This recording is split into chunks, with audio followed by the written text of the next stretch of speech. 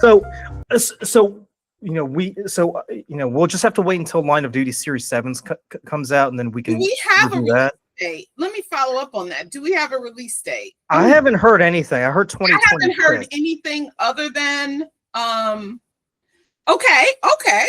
Line of Duty star Martin Compton says season 7 will answer unresolved questions. There you go, Luka. Yep. There we have. So in the meantime, so the next show I want us to take a look at. So we've already explored, one side of the law, right? We've looked at, the police and everything. I've explored your world. I have been very charitable. You have been very charitable. Thank you. Yes. So now it's time to delve into my world, where we look at the other side of the law, and we look at the Peaky Blinders. Peaky Blinders, yes. Six seasons, and this time we get to see how the other side of the law does things. And it's a period piece at 1920s Birmingham. I mean, have you seen that show yet? No, I haven't. It's funny because when we were talking, I was thinking about.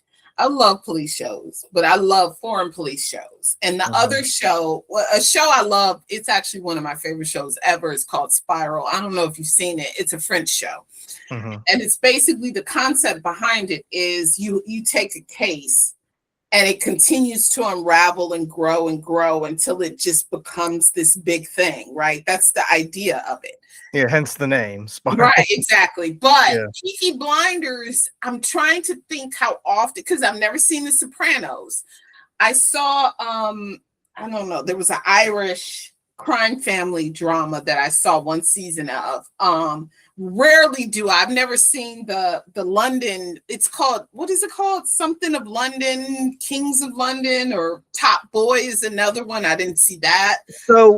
So I'll give you a taste of Peaky Blinders. So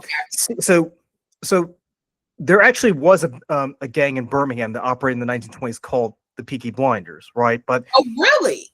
Right, okay. but it's nothing like what you see in the show. Okay. So with the Peaky Blinders in the show itself, it's run by the Shelby family. And what's interesting is that these guys are running like illegal operations in Birmingham. But what's fascinating is that the Shelby boys, the guys who, the men who run this organization, they served in World War I. So these are guys coming back from northern France, having served king and country. Thomas Shelby, he's not the oldest brother, he's like the middle brother, but he's the leader of the group, right? The older brother, Arthur, he's got PTSD. Is that Cillian Murphy? Cillian Murphy plays Thomas Shelby, so he's the middle brother. Okay. So what's fascinating is that Thomas Shelby, he comes off as a cold-blooded man, but he's a smart businessman. He was awarded the VC for his service in France. So this guy was a tunneler. So that's what I love about this character, is the fact that he's not just a simple criminal. He's not simply a thug. This is a guy who went out, served his country, risked his life. And if you've seen it, and if you've seen the movie 1917, it's hard to imagine anyone surviving that kind of landscape. Is 1917 the film that has one take? Okay. Yeah. Right. So Cillian Murphy plays Thomas Shelby, who runs this organization out of Birmingham.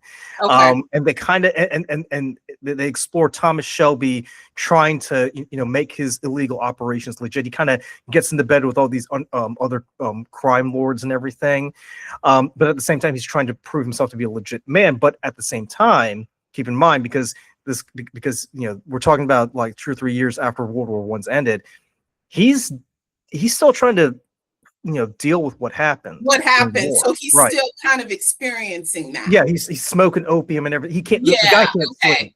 So okay. So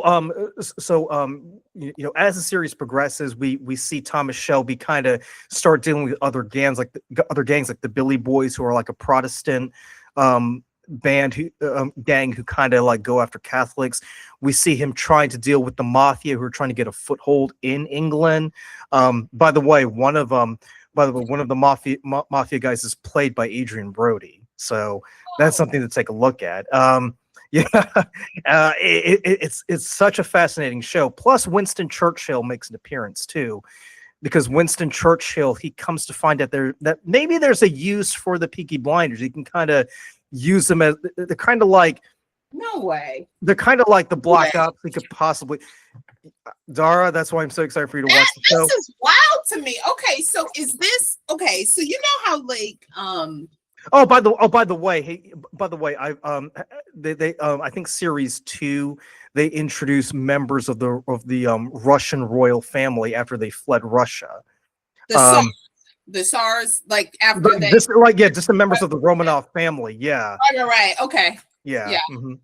So like I guess my question then is this kind of like an origin story of the gangs in the UK, or is it No, more it's kind of in media res. So like it's more about the family kind of? right. Okay, got it. Got So when the guys come back from northern France, like the women have been running this organization for a while. Oh wow. That's So very cool. Okay. yeah, so Aunt Polly, she's like the matriarch of the family. She's played by it was Helen. She was married to Damian Lewis. She passed away not too long ago. Oh, Helen McCrory. Oh, Helen, bless yes, her. Yeah, yeah. Oh God, I Helen love Helen her. Helen Yeah. Helen McCrory plays Aunt McCrory. Polly. Okay, got it. Yeah, Yeah. no, she was great. Rest in peace. Yes. Dara, she is such a fucking badass on that Oh show. my God, I know she was. She's so multi-dimensional. Like the character, she's played so many interesting characters. I just love her. It was so interesting. Yeah, obviously she was older than him, but it was just really sad. I guess she had kept it quiet and then she died. Like, so she had been, that was just very sad. I think her playing Polly is one of the best roles ever. Is she? Okay. Because I don't doubt it. I have great respect for her. She played because she kept the home fires burning in Birmingham while they're at war. But also too, we also learn that the Shelby family are half gypsies, right? So there's a sort of like prejudice in the UK about people who are gypsy or half gypsy. So, so besides trying to like become a respectable gang, it's also Thomas Shelby and the family trying to, show themselves to be respectable people in society. Right. And as the series progresses, Thomas Shelby, he begins to like kind of like try to make himself more respectable. He tries to get elected into parliament also. Okay. So then the question becomes, can he still run the Peaky Blinders while he is a member of the Labour Party? Because he is a member of the Labour Party. Oh, and we also get introduced to Oswald Mosley, who was like the British, I guess like Hitler fanboy in the UK in the 30s. We get introduced to Oswald Mosley. So there are historical figures here. Stephen Knight does a phenomenal job at weaving fiction and history into this unique narrative, right? And it was done in such a way that I actually had to stop and do some research because I'm like, okay, so Peaky Blinders were a real thing. The Billy Boys were a real thing because there were Protestant and Catholic gangs going at each other because the Shelby family are Catholic, right? So like Oswald Mosley, he kind of has it in with the Protestant gangs because he kind of wants them to kind of do the dirty work for him. So just like what Churchill uses the Peaky Blinders to kind of get involved in some of the dirty work, because I think he has them like blow up like some I don't know what it is, but he kind of uses them for something some like black ops stuff. And when you get to series 2, let me check this. Series 2, that's when the Peaky Blinders start getting more involved in the whole Irish unification thing, right? Well, the Peaky Blinders themselves are not. I mean, they're UK. I mean, they are from the UK, but they have gypsy blood, is what you're saying. Yeah, in the show, and Dara, like I said, it's a great show because you get to see the Peaky Blinders interact with a lot of these different gangs all over the UK, because they're interacting with the IRA, they're interacting with the Billy Boys, they're interacting with the Jewish gangs and the Italian gangs and the mafia. Right. Got it. Okay. And I was gonna say too, the mafia was in Sicily, right? Like they hadn't gone to America yet, right? Or no? It's set in the 20s, so they might have. Yeah, so by that point, like I said, Adrian Brody plays a gangster who's trying to set up shop in the UK. Ah, Um, I won't give too much away, but like I said, it's very interesting. And plus, Thomas Shelby falls in love with this woman named Grace, who is she's played by Annabelle Wallace, who is oh, I know related to Annabelle Rich. Wallace. Yeah, Yeah. Annabelle Wallace does a phenomenal job. She I won't give too much away about who she is, but she does come from a very respected British family, right? Okay, so And I'm going to start.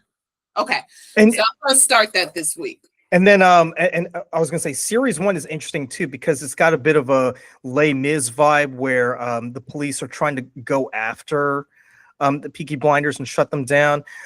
What's his name? Sam Neill from Jurassic Park. He plays. Whoa, okay, I like it. Okay. So Sam Neill is since we're piggybacking off of the whole line of duty thing, he's a member of the RUC, right?